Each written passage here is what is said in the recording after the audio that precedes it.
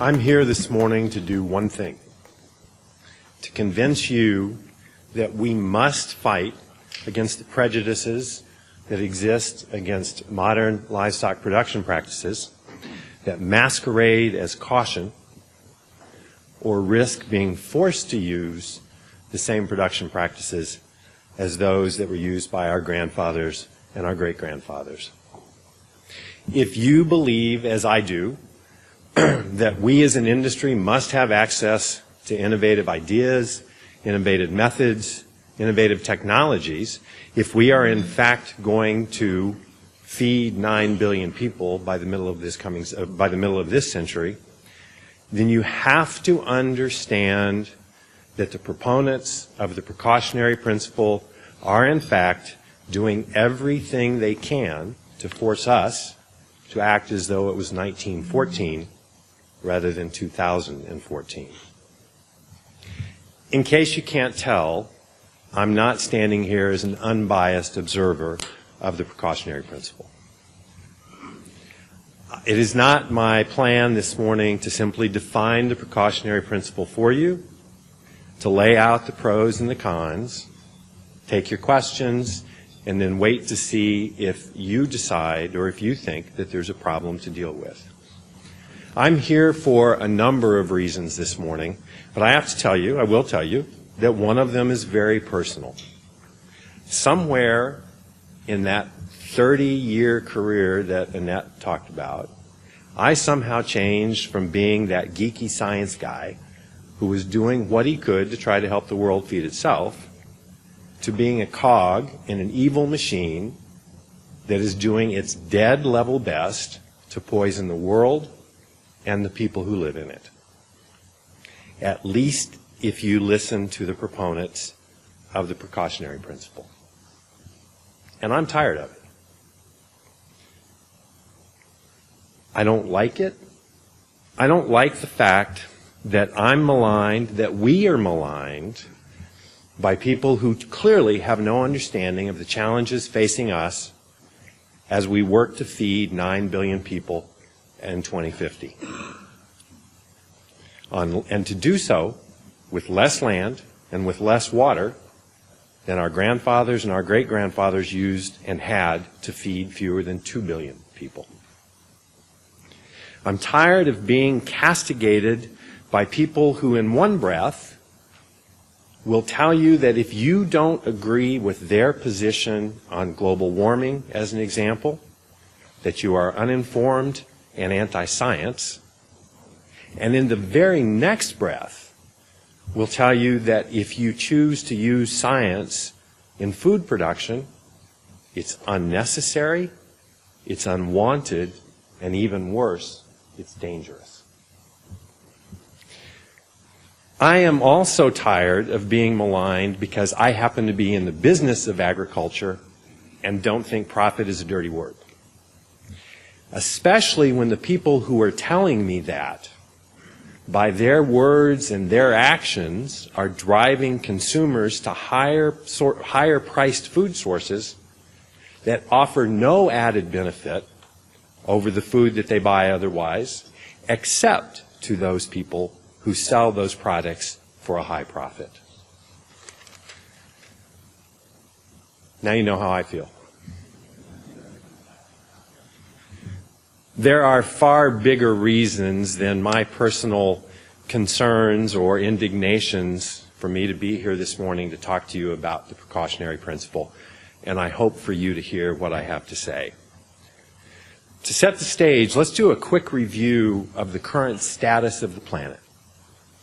I'm not going to tell you just now anything that you don't already know, but I think it's really very important that we have these conversations and that we remind ourselves of the challenges that we're facing, because they don't just impact on us and our businesses and our industry, but they impact on the health and the well-being of every inhabitant of this planet. As of this morning, there are something over 7 billion people on the planet, 7 billion neighbors. It's increasing at a rate of over 200,000 new people every day. Every 24 hours, we have 200,000 or more new neighbors. So let's put that into some sort of a context. Let's think about it. According to the U.S. Census Bureau, the population of Omaha is something just over 400,000 people. That means every 2 days, enough people are being born to fill another city the size of Omaha, Nebraska.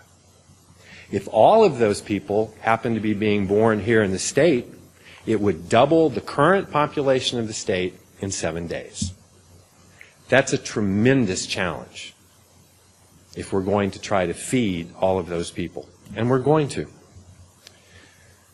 Although it's true that these people are born in many different neighborhoods around the world, the fact is that the majority of them are born in those places where water and arable land are scarce, precious resources.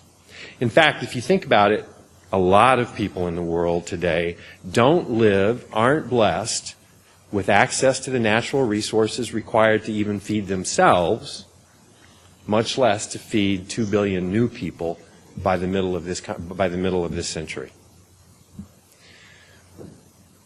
In a letter to then candidate Barack Obama prior to the first presidential election, the late Norman Borlaug described the challenge that we face in food production this way.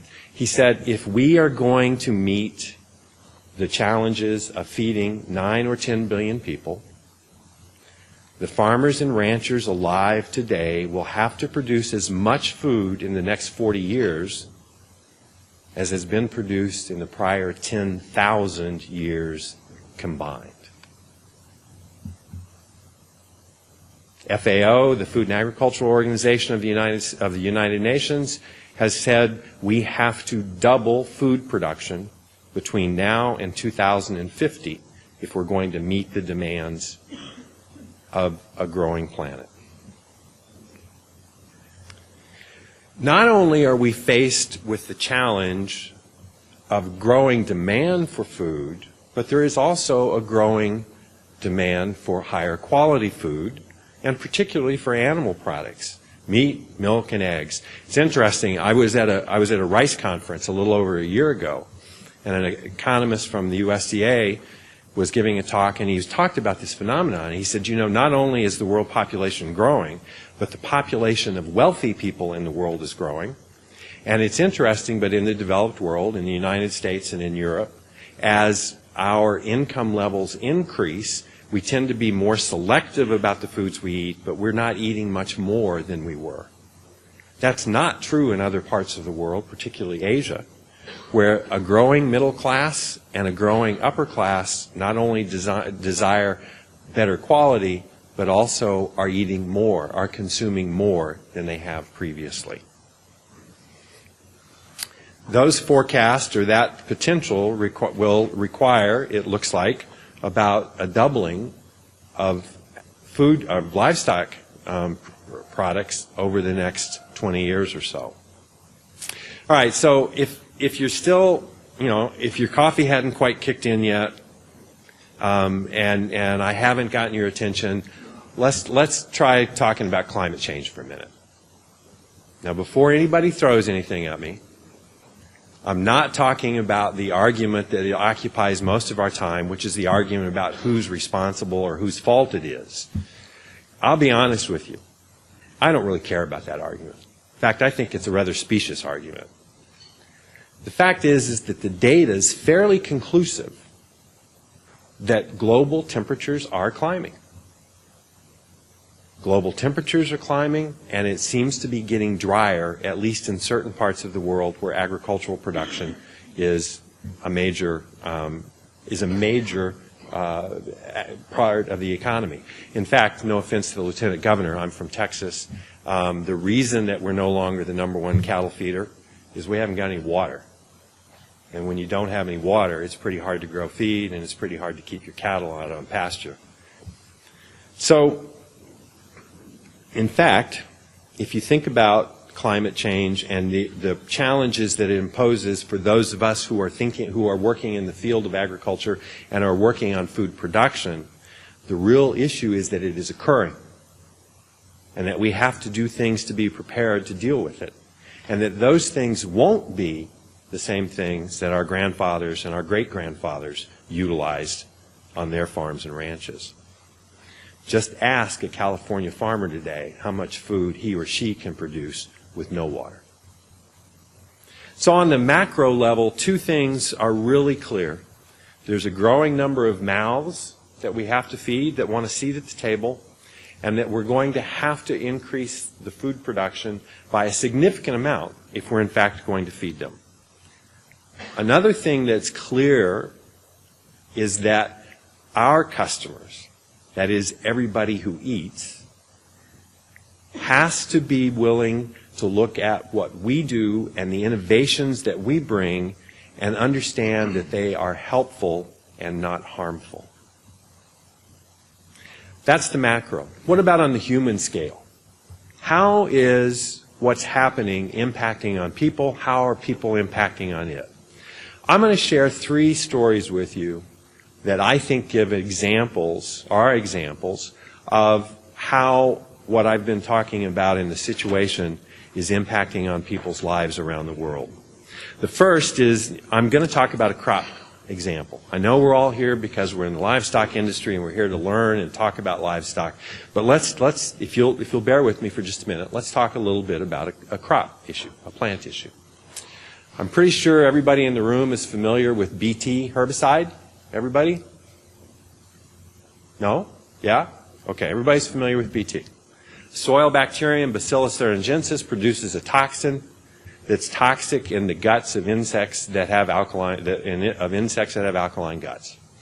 It's been used for 50 years around the world to protect fruit and vegetable crops from infestations by a particular order of insects, the lepidopteran insects. Even organic growers utilize Bt insecticides as foliar application. In 1995, corn that was genetically engineered to express the same protein was introduced into the U.S. And today it occupies a significant portion of the acre, and it was because of corn borer. And it occupies a significant portion of the acreage. And just as with the foliar applied versions of Bt, there have been absolutely no reports of any illness or allergies or anything associated with the use of Bt. I don't think most people would question whether or not Bt is safe. But in India, the situation's different. In India, in a portion of India, small farmers grow eggplant, it's called brinjal, as a cash crop. It helps them support their families and and contributes to their livelihoods. And brinjal, this eggplant, is attacked regularly and severely by a borer, by a lepidopteran insect. In fact, this borer can cause anywhere between 70 and 100% yield loss in a given growing season. Academic, commercial, and government scientists worked together using technology that was made available from commercial entities and created a Bt version of this eggplant.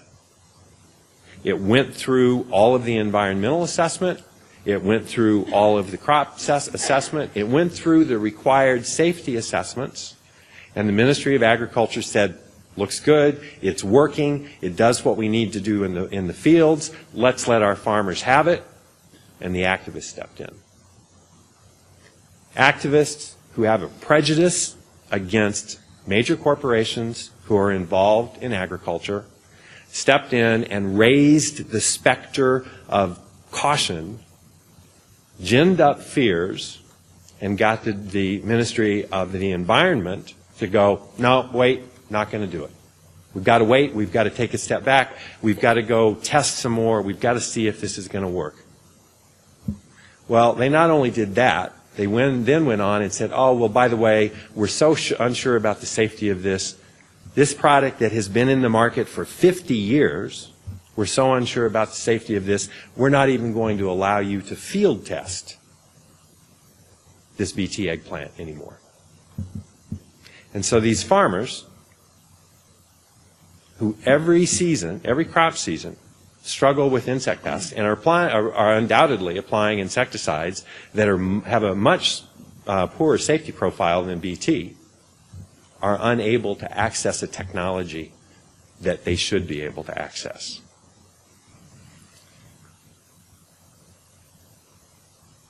Forgot what else I was going to say. No, there we go. Second one.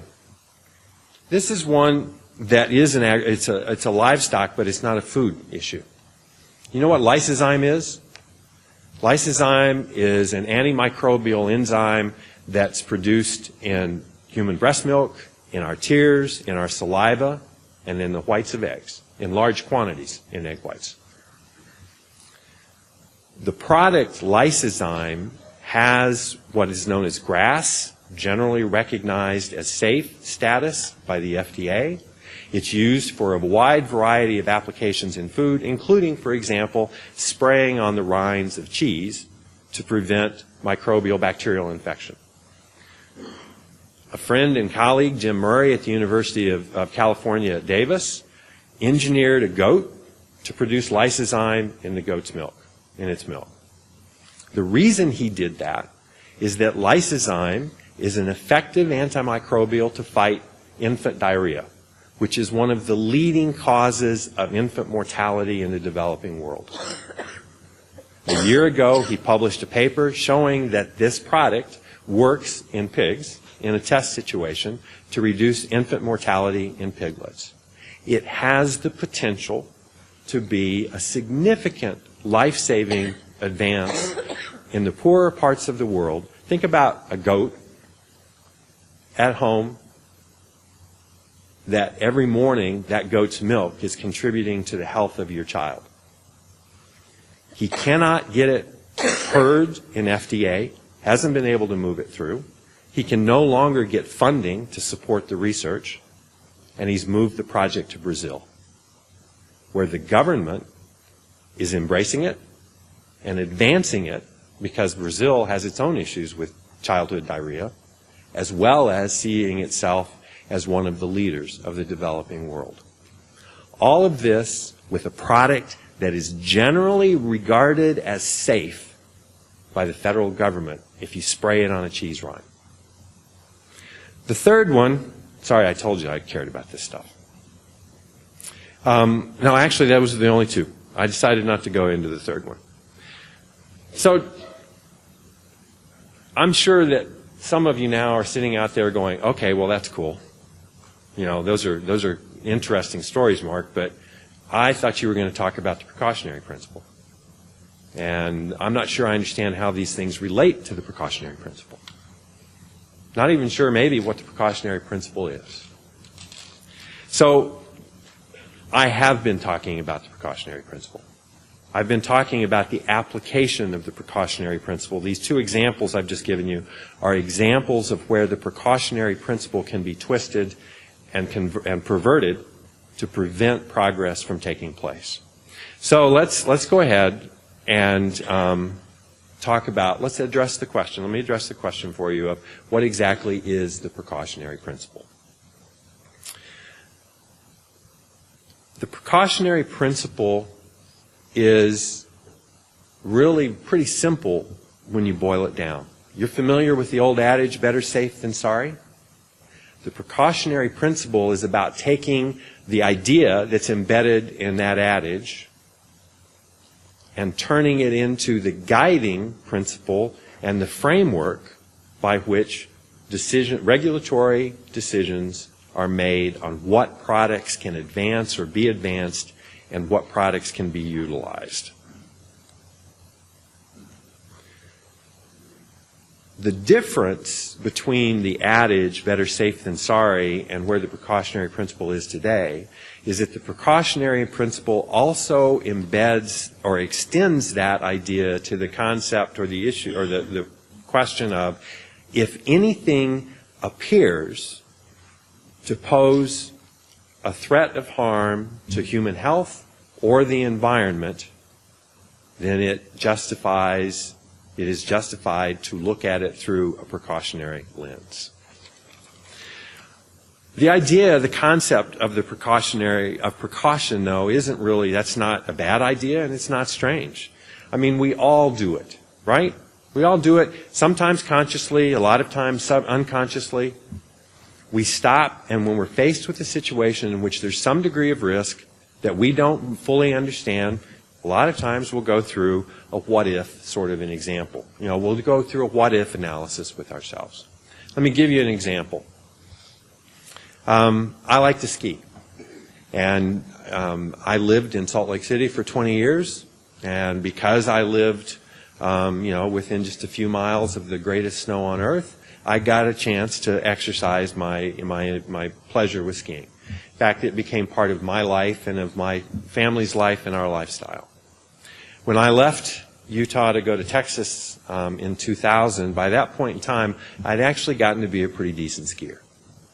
I could go ski things that were, in Utah parlance, steep and deep, and enjoy doing it.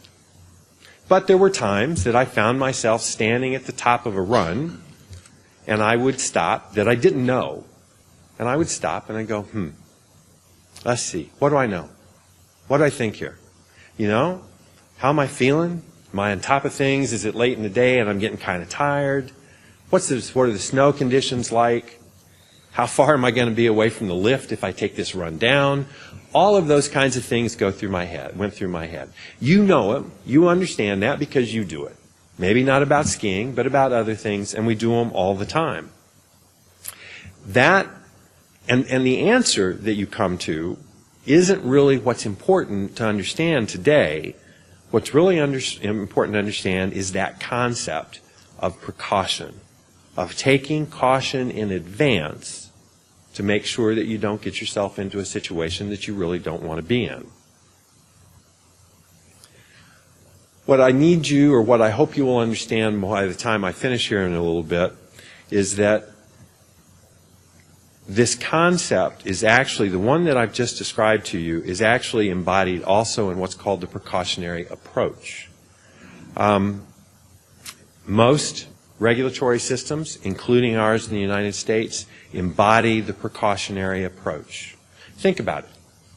How can a regulator, when a sponsor comes in and brings a new pharmaceutical product, a new genetically modified beef cow, or a new deep-sea drilling rig, know and quantify all of the risks associated with those products or potential products? Fact is, they can't.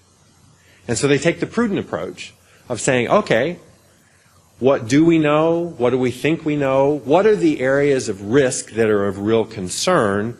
And now you, the sponsor, the proponent for this, we have questions for you, and we would like you then to bring data, information back to us so that we can do more evaluation and have a better chance of reaching a reasonable decision based on the risk as we understand it after going through the process.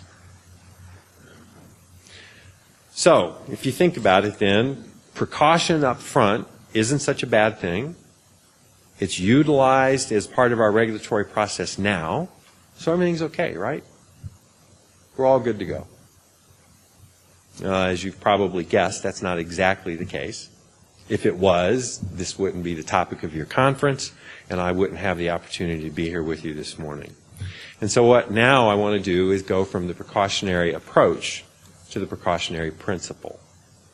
The precautionary principle has the same roots as the precautionary approach, to what I just described. In a situation of an unknowing situation where you don't know the risks, can't immediately define the risks, the precautionary approach asks the questions to gain the information to make informed decisions.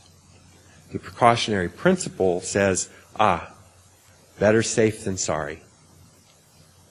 You have to prove to me that what you are bringing to me is safe.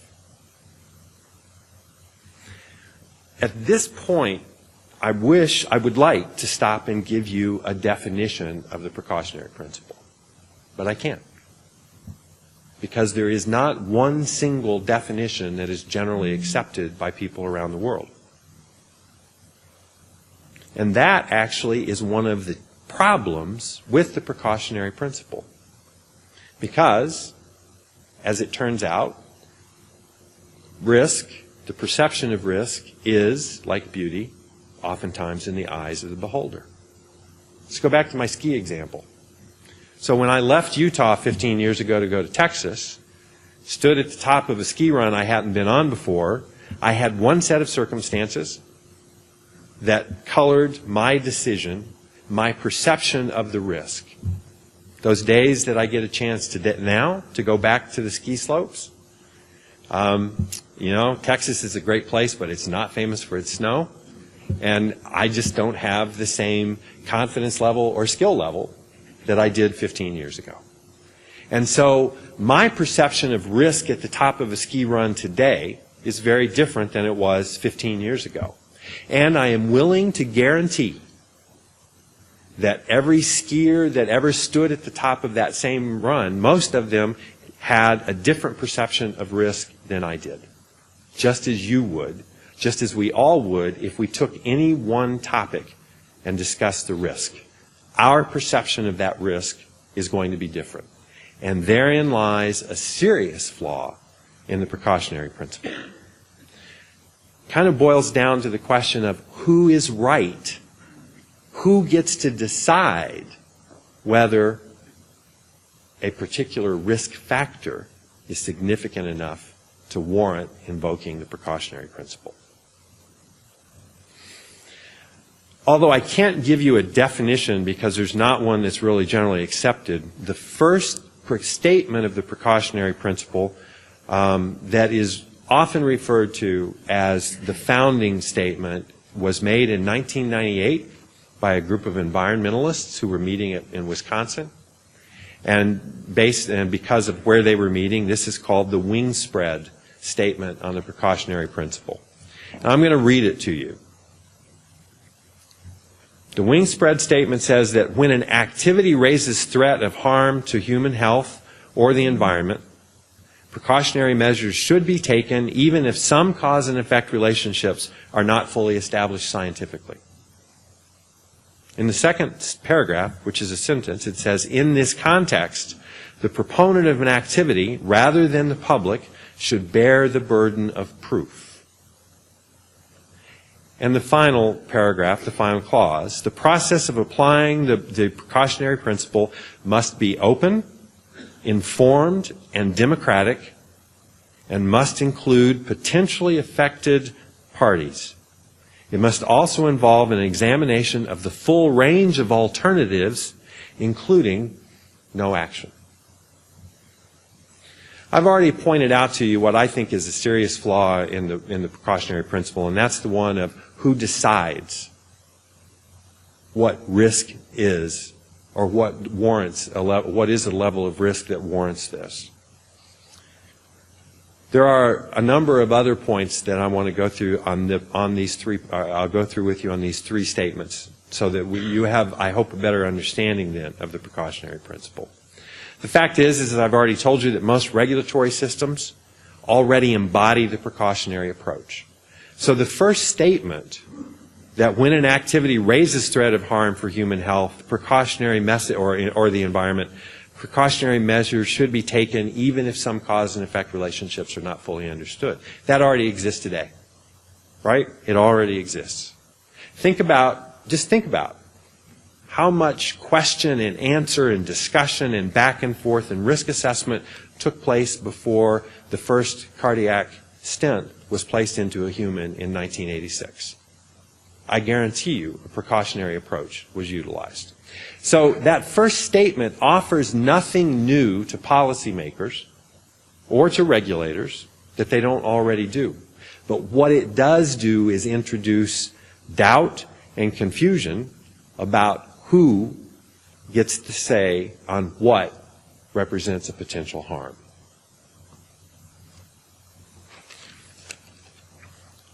The second clause, the one-sentence clause that says, In this context, the proponent of an activity, rather than the public, should bear the burden of proof. That's the teeth of the precautionary principle. Think about it for just a second, and you'll understand the absurdity of it. We cannot literally ever prove that something is 100% safe. We do the best we can to identify the causes, the risks, to quantify those risks, and to deal with them in an appropriate way. But we cannot prove safety. And so in that sense, if this was applied literally, it would in fact bring innovation and progress to a halt, because everything changes the old existing way. All you have to do is look at Europe, where the precautionary principle is in fact the basis of policy making and regulation, and you see what happens when risk is defined by others in ways that frequently have nothing to do with science or data, but are informed or shaped by the prejudices of the people who are in power. And you will see that the burden of proof has become so high that many people simply aren't trying anymore to introduce new products, particularly if you look in the food sector and the application of technologies to food production. As you heard in the introduction that Annette gave, I was involved with livestock cloning for a number of years. I spent weeks in Europe work and talking with legislators and the European Commission, all of which boiled down to the fact that they just didn't like it. It didn't matter what the data said. They just didn't like it. And therefore, because their principle of law is based on the precautionary principle, they can make the decision that they want to make. There are two other elements in the last paragraph that I want to point out and call to your attention that I think are also quite problematic. The last paragraph says the process of applying the precautionary principle must be open, informed, and democratic, and must include potentially affected parties. It must also involve an examination of the full range of alternatives, including no action. Three things there I want to highlight for you. First of all, I think it's a really fair question to ask, well, how do you define a potentially affected party?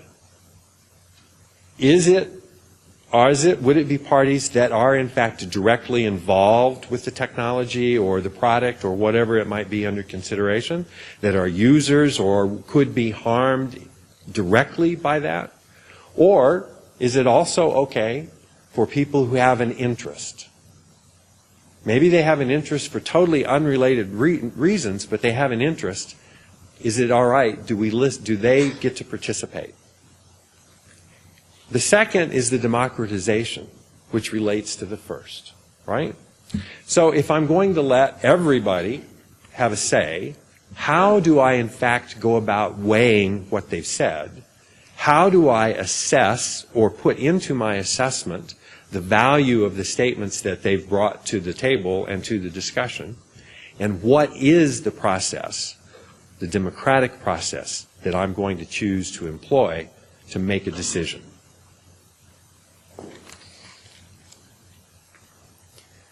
You know, the principles that are stated in that third paragraph are not, again, they're not anathema to us. Transparency, openness, a democratic approach to consensus. In fact, we all know that open and informed discussions are a requisite for building trust. They're a requisite for non-totalitarian societies to exist. But when the review that's underway deals with subjects or topics or products or technologies that fall outside the realm, the knowledge realm of many people, opening the door for a democratic decision, a completely democratic decision, leads to the very strong probability of a decision that's based on polls and popularity and not on reasoned analysis of the situation. If you're familiar with the Eurobarometer approach, you're familiar with this approach. So periodically, the European Union conducts surveys, consumer surveys, on a wide range of topics. They've done them on GM foods, they've done them on livestock cloning, they've done them on quite a few things. And they use those results, and we all know how accurate consumer surveys are. They use those results to shape or to justify the decisions that they've already made, even in those cases where the decision flies in the face of the accumulated information, knowledge, and understanding of the subject being reviewed. Carl Sagan has a quote that I think kind of wraps this up pretty nicely. He said, "We've arranged a global civilization in which most crucial elements profoundly depend on science and technology. We have also arranged things so that almost no one understands science and technology. This is a prescription for disaster. We might get away with it for a while, but sooner or later, this combustible mixture of ignorance and power is going to blow up in our faces." And I would add, especially if we use the precautionary principle as the framework for those decision-making, those decisions that we make.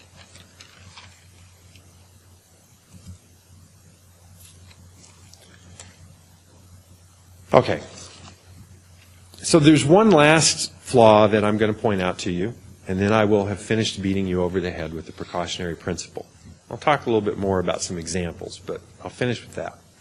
And that one is the flaw that the precautionary principle has no explicit or even implicit instructions to users to consider the risk of doing nothing. In fact, inherent to the precautionary principle is the belief that new technology, that progress is somehow less safe than what already exists. And I don't think it would take any of us very long to think of examples that we know that blatantly show that to be false. And yet that's what the precautionary principle doesn't do. It doesn't say, it says consider no action, but it doesn't say consider the risk of that no action. And so now you're faced, in fact, with a guiding principle. In some parts of the world, it's written into law. In addition to Europe, Australia, New Zealand, India, Indonesia are all countries that I'm aware of that have incorporated either explicitly or implicitly into various acts and laws elements of the precautionary principle. You are now faced with an approach to risk evaluation and assessment that starts with the assumption that new technology or new approaches are unsafe, that lets people who may not have any expertise in the area be the ones who define what is risk, and requires those of us who would try to bring innovations to the marketplace, puts the sole burden for proving safety onto one back.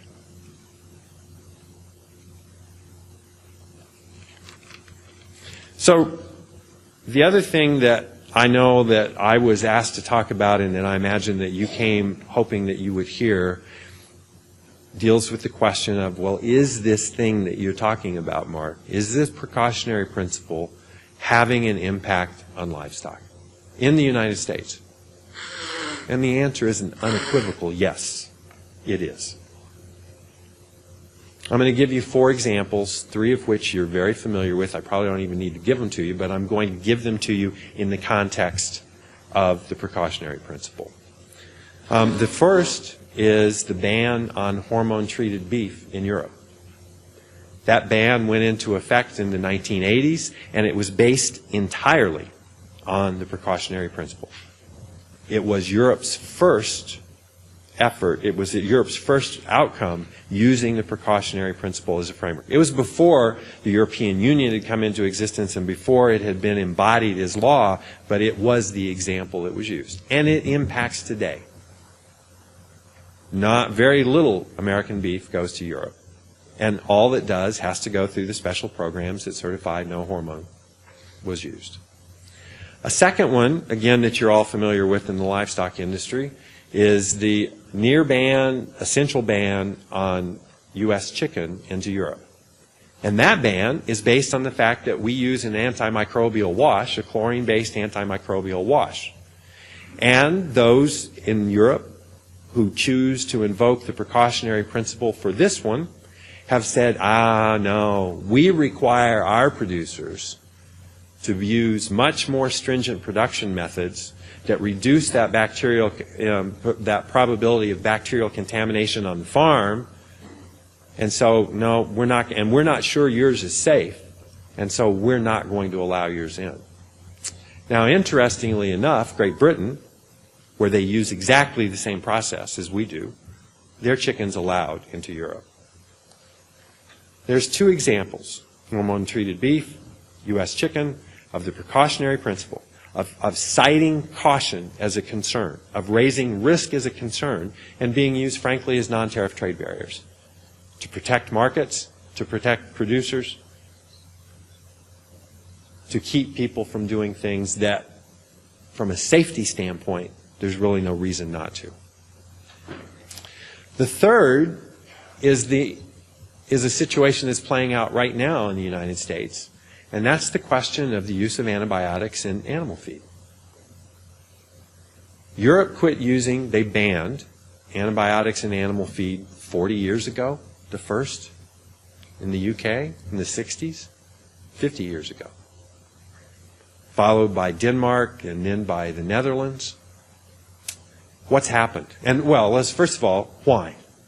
Because of the fear that antibiotic-resistant human pathogens were arising as a result of the use of antibiotics in animal feed.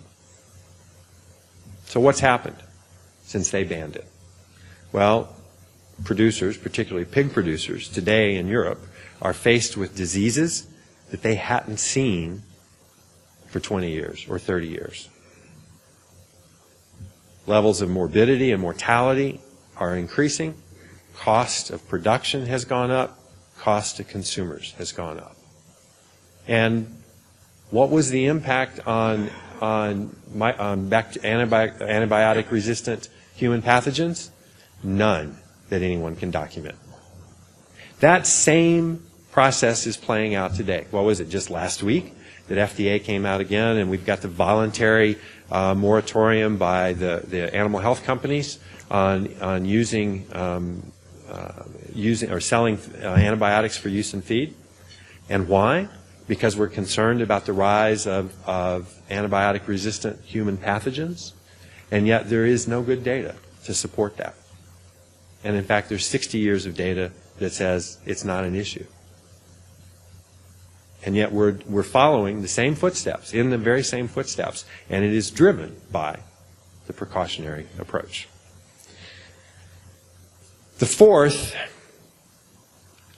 and that you may be familiar with, maybe not, but you will be by the end of the conference, is the Aqua Bounty Aqua Advantage salmon. Genetically engineered salmon grows faster than a conventional salmon, can be produced in inland facilities, provides an opportunity for jobs, high quality protein in places that and reduces pressure, could reduce pressure on coastal fisheries that you can't get any other way.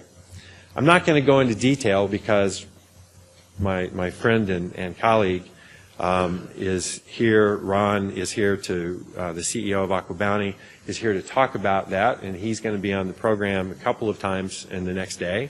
And so it's always better to get the straight scoop from the horse's mouth. I'm going to let him give you that. But the fact is, or my opinion certainly is, this is one of the most egregious examples of the precautionary principle at play in the United States today. You will hear from Ron that Aqua Bounty has gone through every hoop jumped through every hoop that FDA has put in front of them. And when they had cleared everything, the process was hijacked by the political system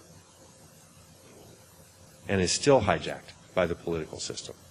And that, ladies and gentlemen, is one of the really serious implications of the precautionary principle.